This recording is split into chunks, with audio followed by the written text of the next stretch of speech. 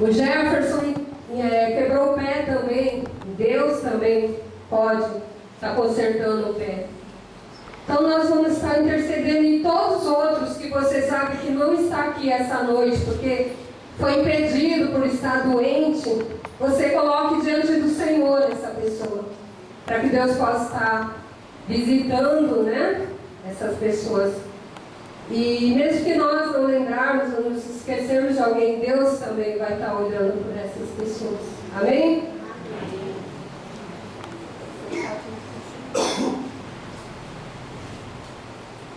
Paz do Senhor, igreja.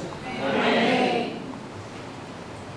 Soberano Deus e eterno Pai, aqui estamos, Senhor, na vossa presença, Senhor, para te louvar, para te glorificar, para engrandecer o teu santo nome poderoso, porque só o Senhor é digno de todas as glórias, de todas as honras. Por isso, Senhor, estamos aqui reunidos no teu nome, Senhor, para te agradecer por tudo que o Senhor faz nas nossas vidas, Senhor. Abençoa, Deus amado, Deus querido, o nosso pastor, Senhor. Levanta ele, Senhor, Jesus amado. Vai curando, Senhor, vai tirando tudo aquilo que não te pertence, Pai querido, porque o Senhor é aquele Deus poderoso, Deus que tudo pode, Pai querido. E por todos aqueles, Senhor, que estão no hospital, aqueles que estão doentes, aqueles que estão precisando de Ti, Pai querido, vai tomando nas Tuas mãos, Senhor,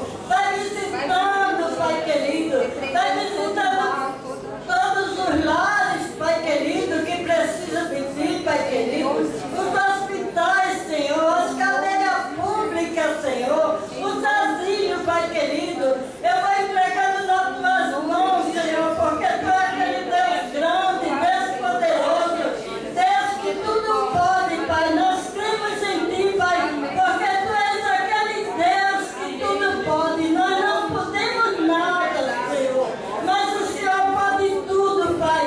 Eu entrego a vida do Jefferson nas Tuas mãos, Pai querido, vai curando ele, Senhor, vai visitando ele, Senhor, Espírito Santo, visita ele, visita meu pastor, Pai querido, porque Tu és aquele Deus soberano, Pai, tudo que ele for fazer amanhã, Senhor, que não seja ele, nem seja os médicos, seja, Senhor, as Tuas mãos sagradas, os Teus olhos, Senhor, que estão em toda parte, Pai. Por isso, Senhor, eu entrego nas Tuas mãos todos aqueles que necessitam de Ti, Pai. Eu te agradeço, Senhor, em nome de Jesus. Amém. Amém. Glória a Deus.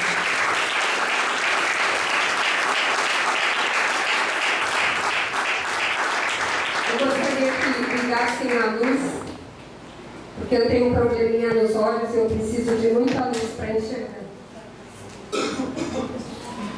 Bom, nós vamos estar lendo Gênesis, capítulo 16. Gênesis, capítulo 16, do 1 a 15. Aqui conta a história de Sarai, Agar, Abrão, ainda não era Abraão, né? Esses personagens. Parece um anjo aqui também. E fala assim: ora, Sarai, mulher de Abrão, não lhe dera nenhum filho, como ela tinha uma serva egípcia, chamada Agar. Disse a Abrão: já o que o Senhor me impediu de ter filhos, possuo a minha serva, talvez eu possa formar família por meio dela. Abrão atendeu a proposta de Sarai. Quando isso aconteceu, já fazia 10 anos que Abrão, seu marido, vivia em Canaã. Foi nessa ocasião que Sarai, sua mulher, lhe entregou sua serva egípcia, Agar. Ele possuiu Agar e ela engravidou. Quando se viu grávida, começou a olhar com desprezo para sua senhora. Então Sarai disse a Abrão: caia sobre você a afronta que venho sofrendo. Coloquei minha serva em seus braços, e agora que ela sabe que engravidou, despreza-me. Que o Senhor seja o juiz entre mim e você. Respondeu Abrão a Sarai: sua serva está em suas mãos, faça com ela o que achar melhor. Então Sarai tanto maltratou Agar, que esta acabou fugindo. O anjo do Senhor encontrou Agar perto de uma fonte no deserto, no caminho de Sur, e perguntou-lhe: Agar, serva de Sarai, de onde você vem? Para onde você vai? Respondeu ela: estou fugindo de Sarai, a minha senhora. Disse-lhe então o anjo do Senhor: volte à sua senhora e sujeite-se a ela. Disse-lhe mais o anjo: multiplicarei tanto os teus descendentes que ninguém os poderá contar. Disse-lhe ainda o anjo do Senhor: você está grávida e terá um filho, e lhe dará o nome de Ismael, porque o Senhor a ouviu em seu sofrimento. Ele será como jumento selvagem, sua mão será contra todos e a mão de todos contra ele, e viverá em hostilidade contra todos os seus irmãos. Este foi o nome que ela deu ao Senhor que lhe havia falado: tu és o Deus que me vê. Pois dissera: teria eu visto aquele que me vê? Por isso o poço que fica entre Gades e Bered foi chamado Beer Laim Roi. Não sei se é assim que fala, né? Agar teve um filho de Abrão, e esse lhe deu o nome de Ismael. Abraão estava com 86 anos de idade quando Agar lhe deu Ismael. Então vamos falar um pouco sobre as situações que passamos no nosso cotidiano. Então, a gente vê aqui nesse texto que Sarai, né? Que é a Sara, né? Ela queria um filho. E naquela época, se a mulher tivesse um filho, ela era desprezada, ela não era muito valorizada. Hoje, se a mulher tem muitos filhos, as pessoas, né? Ficam achando assim: nossa, mas que exagero, né? Naquela época não era assim. E o que me chamou a atenção, e eu não vou ficar centrada ali na Sarai, eu vou me centrar em Agar, mas é que Sarai, ela fala assim: bom, já que Deus me impediu de ter um filho, então eu vou dar um jeitinho judeu, né? Eu tenho minha serva aqui, e ela planejou tudo, né? Tudinho bonitinho, e no planejo dela, tudo ia dar muito certo. Mas se Deus, Ele tem o tempo dele certo para realizar a obra, aquilo que Ele já, antes, né, da fundação do mundo, já planejou ao nosso respeito, não precisamos querer ajudá-lo, não precisamos querer adiantar aquilo.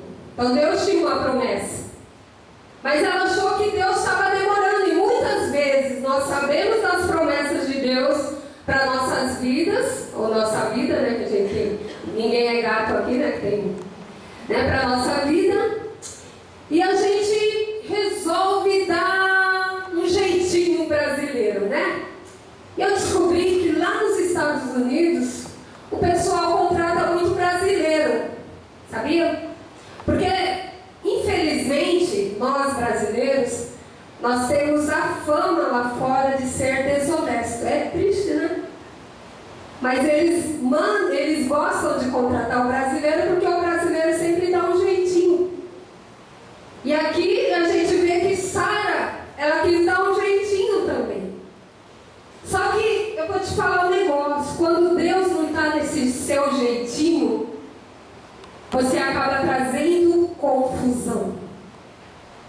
Você acaba trazendo confusão para a sua casa, acaba trazendo confusão para o seu trabalho, acaba trazendo confusão para o seu relacionamento, porque Deus não aprova jeitinho. Deus quer que nós esperemos dele. Deus quer que nós creiamos que Ele está no controle da nossa vida. E Deus quer que nós confiemos e esperemos com paciência. Então, esse jeitinho que a Sarai deu aqui, trouxe uma grande confusão. Porque Agar, que é a serva dela, né, a egípcia, ela se empolgou. Ela se sentiu grávida e estava realmente grávida. E ela já começou a pensar assim: bom, eu posso ficar grávida. E a minha patroa não. Então, ela já facilitou tudo. Então, vou também, já que ela entregou, né, para o seu marido, então eu vou, com meu charme, conquistar ele, ficar no lugar, ela vira minha serva. Agar também teve os seus planos. Tudo isso por causa do jeitinho. Então, se você quiser dar algum jeitinho brasileiro por aí, essa semana, tira isso do seu projeto, porque esse jeito não dá jeito. A gente tem que confiar. A Bíblia fala em Provérbios que o homem faz planos, porque nós gostamos de fazer planos, né? Planejamos tudo. Eu gosto de planejar até antes de eu sair do carro, antes de eu sair de casa, né? Eu já imagino toda a rota que eu vou passar, o que eu tenho que fazer e tal. Mas o nosso plano é frustrado. Porque se o nosso plano, nosso planejamento não estiver lá no registro de Deus, não adianta nada. Vai ser frustrado, vai trazer confusão. Então, se a gente quer tudo na direção de Deus, nós temos de buscar no Senhor a direção. Buscar no Senhor aquilo que Deus tem para a nossa vida. Então, a gente vê aí que Sara fica com ciúmes. Ela começa, né, a discutir, começa a trazer uma grande discussão dentro do lar dela. E Abraão, com certeza, deve ter pensado: meu Deus, eu que não quero nenhuma afronta sobre mim, né? Então Abraão falou: ó, ela é tua serva, tu dá um jeito aí. E o jeito dela foi tentar consertar aquilo que ela tinha feito, o jeitinho dela, o jeitinho judeu e o jeitinho brasileiro. Então ela tentou consertar esse jeitinho, só que piorou, porque ela começou a oprimir Agar. E Agar começou a se sentir tão oprimida que ela fugiu. Hoje eu quero falar sobre isso, sobre o deserto, porque foi para lá que Agar foi. E muitas vezes nós nos sentimos nesse deserto. E quem gosta de deserto aqui? Quem gosta? Alguém gosta de deserto? De ficar no deserto? Ah, pensei que a Marta estava coçando o olho, eu levei um susto, né? Ele é assim, mas não, ela não gosta não. Em Deuteronômios fala por que Deus ele levou o povo de Israel para o deserto. Deuteronômios capítulo 8.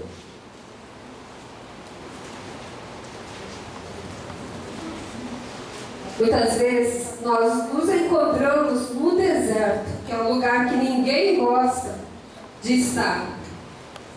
Para quê?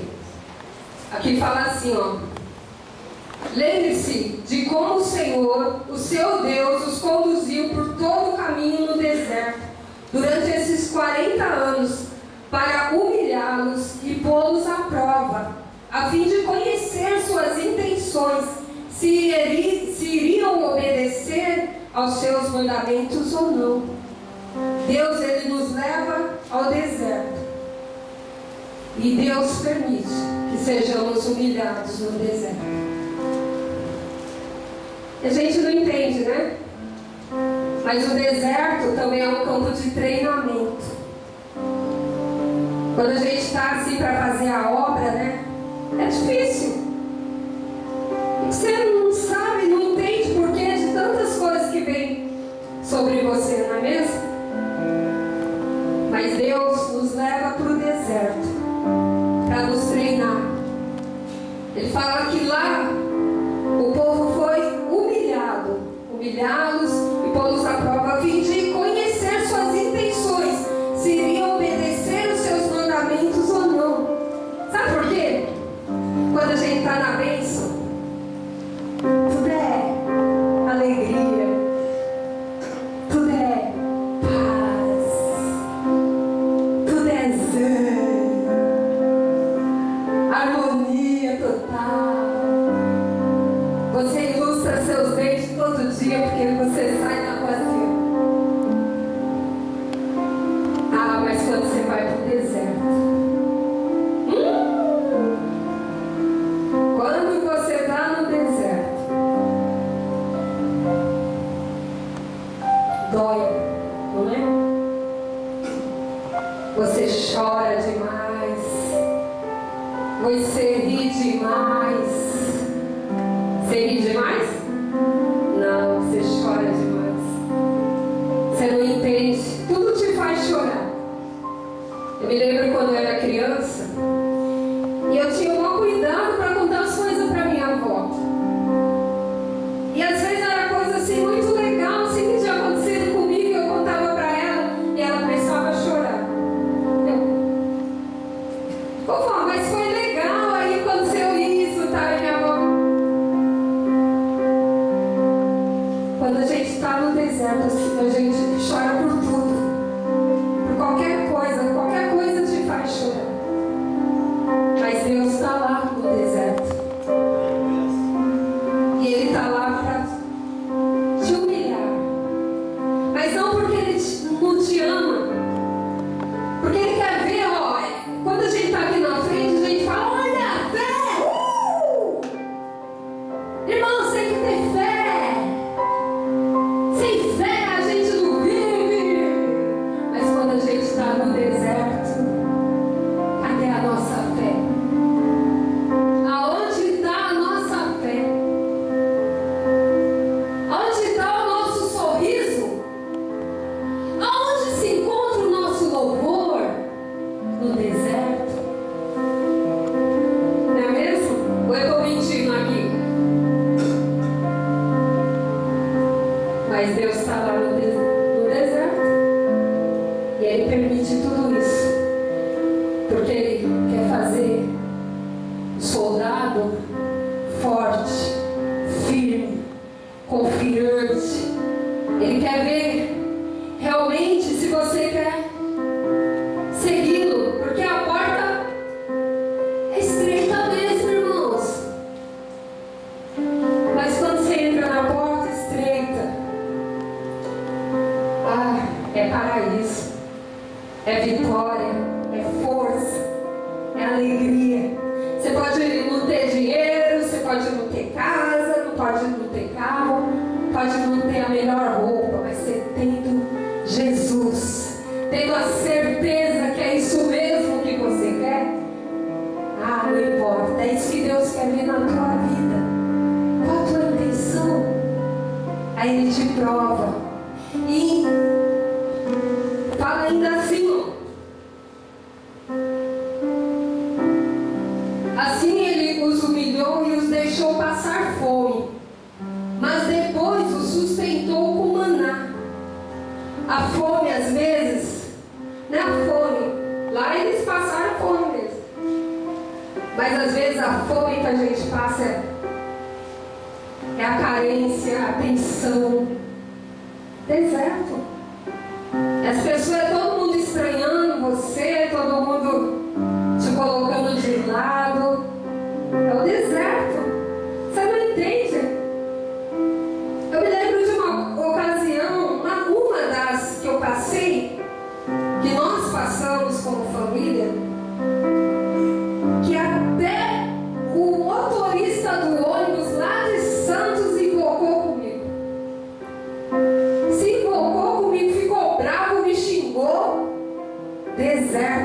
oração. E eu já tava assim, ó. Aí entrei no ônibus para descer lá onde eu tinha que descer. E o ônibus passou direto. Eu falei, oi, o ônibus não para aqui. Ele, eu já falei desse povo e patapum. Começou a falar e eu já estava. Eu falei, olha aqui, senhor, o senhor precisa de Jesus, viu? E ele continuou me xingando. É o deserto, irmãos. E eu vim para casa triste, porque no deserto a gente fica triste, que a gente acha que nesse momento nem Jesus está olhando para a gente. A gente pensa assim, a gente reflete muito nas pessoas, a gente acha que porque as pessoas estão nos tratando indiferente, o Senhor também está nos tratando indiferente. Mas Ele fala assim, eu é que sei os pensamentos que tem a vosso respeito. E é pensamento de paz. Oh, aleluia! Esse é o nosso Deus. Oh, aleluia! As pressões, as opressões, a falta de vigilância, a falta de obediência, provas enviadas por Deus, nos leva lá ao deserto. E é lá no deserto, que realmente nos revelamos quem somos. Antes do deserto, é aleluia, glória a Deus. Mas quando você estiver lá no deserto, é lá que você vai revelar quem você é. Então, se você está no deserto, olha para você. Como você está reagindo em relação a isso? Em relação a essa situação, como você está reagindo? Você está aproveitando esse deserto para ouvir aquilo que Deus tem para falar com você? Você está aproveitando esse deserto para obter experiências, não só para ajudar você, mas para ajudar outras pessoas? Porque é no deserto que eu aprendo como ajudar outras pessoas. Então eu penso assim, eu estou nessa situação de deserto, eu não posso sair reprovado, porque eu tenho uma missão, e essa missão é ajudar as pessoas que o Senhor colocar na minha vida. Então eu tenho que sair aprovado para realizar a obra do Senhor. Então você vai fazer o que nesse deserto? Peraí. É no deserto que a nossa esperança é renovada. Por incrível que pareça, é lá no deserto. É lá no deserto que gritamos por estar aflitos e somos ouvidos por Deus. Lá no deserto. Somos ouvidos por Deus e muitas vezes Ele fica também no silêncio. Ele nos ouve, mas Ele não responde. Você pode pensar assim, mas eu tenho orado, eu tenho buscado a Deus, mas o Senhor não tem falado nada. Ele não está falando nada. Eu estou perguntando as coisas para Ele, mas Ele não está falando nada. Mas Ele está te ouvindo e Ele está te vendo. É no deserto que Deus nos vê, nos ouve, fica em silêncio. É no deserto. Agar, a gente vê aqui que Agar, por não vigiar, se vê oprimida, reprimida, porque ela não podia falar nada, foge para o deserto, e é lá em meio às aflições que Deus ouve Agar. Mostra que nada escapa de suas vistas. Nada. A gente pensa que alguma coisa, não, essa situação Deus não viu. Eu tenho certeza que Deus não viu. Não é possível que Deus está vendo isso. Não é possível que Deus não está notando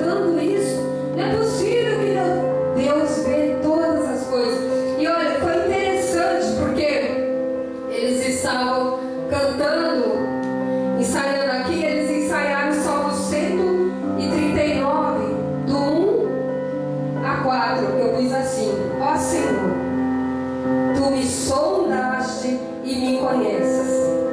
Tu conheces o meu assentar e o meu levantar. De longe entendes o meu pensamento. Esquadrilhas o meu andar e o meu deitar.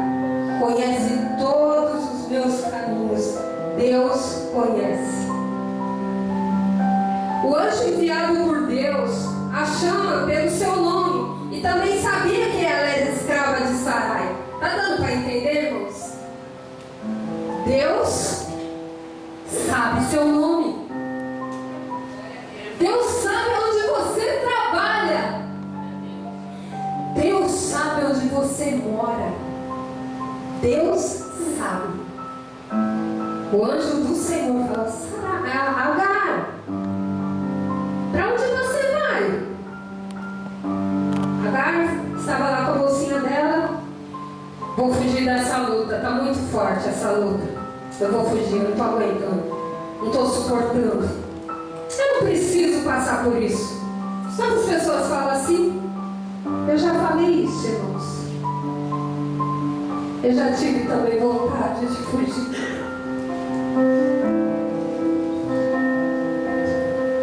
No deserto a gente dá vontade de fugir. Mas o Senhor, Ele olha para você e fala assim: Sandra, aonde você vai com essa bolsinha? Para onde você vai? Ah, Senhor, estou cansada. Eu vou embora. Vou para minha casinha. Vou para debaixo da coberta. Quantas vezes Elias, né? Eu confundo Elias e Eliseu. Foi Eliseu, né? Eliseu foi para a caverna. Elias, né? Eu confundo os dois. Foi lá para a caverna, né? E nós? Aqui é tão difícil achar caverna, né? Então a gente vai para debaixo da coberta, né? Ou para debaixo da cama, quem consegue. Debaixo da cama, dentro do guarda-roupa. Mas a gente se enfia em algum lugar. Vou falar, eu vou deixar tudo de lado e vou embora. Deus é tremendo, irmãos, porque Ele sabe o nosso nome, sabe? Talvez você está sentado aqui e está pensando assim: ah, mas será que Deus sabe mesmo? Será que é comigo mesmo que Deus está falando? Será que não é com outra pessoa, é com você, irmãos? Ontem eu estava desviando dessa mensagem, uma irmã abençoada me ligou e começou a falar algumas coisas que eu estava ali estudando e já estava desviando, porque você fica assim, Deus vai falando com você e você fica pensando assim: acho que não é isso que Deus quer, não, acho que é para mim. E eu aprendi isso no seminário, que a palavra primeiro tem que falar com você. E essa palavra falou primeiro comigo. E essa irmã me ligou ontem, começou a conversar comigo. Falei: olha, Deus está confirmando a palavra. Porque Deus conhece o que você está fazendo. Deus sabe o que você está sofrendo. Deus sabe a injustiça que você está passando. Deus sabe de tudo de você. Deus sabe de tudo. E Ele sabe também que você queria desistir também. Queria pegar sua bolsinha ou sua malinha, né? E se enfiar embaixo da coberta. Mas Ele tem um recado para você. Ele fala assim, ó: Agar, escrava de Sarai, de onde você vem e para onde está indo? Ela fala: estou fugindo da minha dona. Respondeu ela: estou fugindo da minha luta. Estou fugindo da vizinha. Porque a vizinha implica. Não, a minha vizinha não implica comigo, mas senão ela vai escutar fora, né? Estou fugindo do meu patrão. Estou fugindo do meu pai. Estou fugindo da minha mãe. Você responde: estou fugindo do meu marido. Estou fugindo dos meus parentes. Estou fugindo dos meus problemas. Eu estou fugindo. Talvez você pense assim: ó Senhor, tu conheces meu coração, tu me sondas, tu sabes a minha fraqueza, então o Senhor vai me apoiar, né? Então o Senhor vai falar: tudo bem, então vai. Não. O Senhor podia falar assim para ela: então tá bom, eu vou te mostrar um caminho para você ir, vou arrumar um outro lugar para você ficar, mas não. O Senhor, ele não falou isso. Sabe o que ele fala para ela? Ele fala assim, ó: então o anjo do Senhor deu a seguinte ordem: volte para a dona e seja obediente. Seja obediente a ela em tudo. Volte para o seu patrão. Seja obediente a ele. Se relacione com sua vizinha em amizade. Volte para o seu pai, para a sua mãe. Volte para os seus problemas. Deus está no controle. E não adianta a gente fugir, irmãos. Porque é confusão. Confusão. Mas quando a gente está ali, acreditando que Deus está no controle, Deus vai te exaltar. Talvez você pense assim: eu não tenho nenhuma perspectiva de vida. Não tenho nenhuma. Eu não sei se eu fico, eu não sei se eu vou, eu não sei se eu corro, eu não sei se eu não tenho nenhuma perspectiva. Mas o anjo fala, o anjo do Senhor, que estava ali porque Deus enviou: volte para sua dona. Você sabe essa noite para onde você tem que voltar? O que você tem que fazer? Volte. Porque Deus, agora é diferente. Agora você vai voltar com Ele. E você vai resolver esse problema seu. Porque Deus vai te exaltar. Ela não tinha nenhuma perspectiva. Sarai estava oprimindo, os problemas vindo, ela grávida, ela era uma estrangeira. Estrangeira não tinha valor nenhum, escrava ainda. Aleluia, porque nós temos um Deus que nos valoriza. As pessoas podem não dar nada por você, mas Deus dá. Ele te valoriza. A maior prova do valor que Deus deu a você foi Ele ter pegado o que Ele tinha de mais precioso. O que é que Deus tinha de mais precioso? Seu Filho Jesus. Ele pegou o que Ele tinha de mais precioso e pregou na cruz por você. Está no deserto? É no deserto que Deus vai te exaltar. Não fuja. Não fuja, porque é confusão. Aí olha o que Deus fala para ela.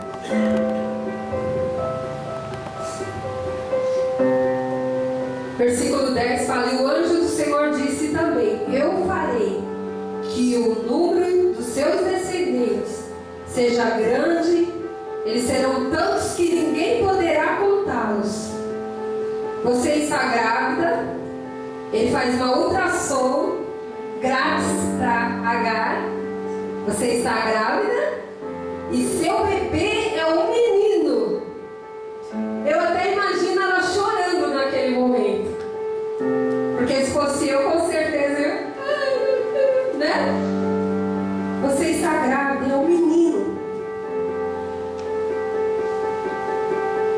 Você está grávida, terá um filho e porá nele o nome de Ismael, pois o Senhor Deus ouviu seu grito de aflição.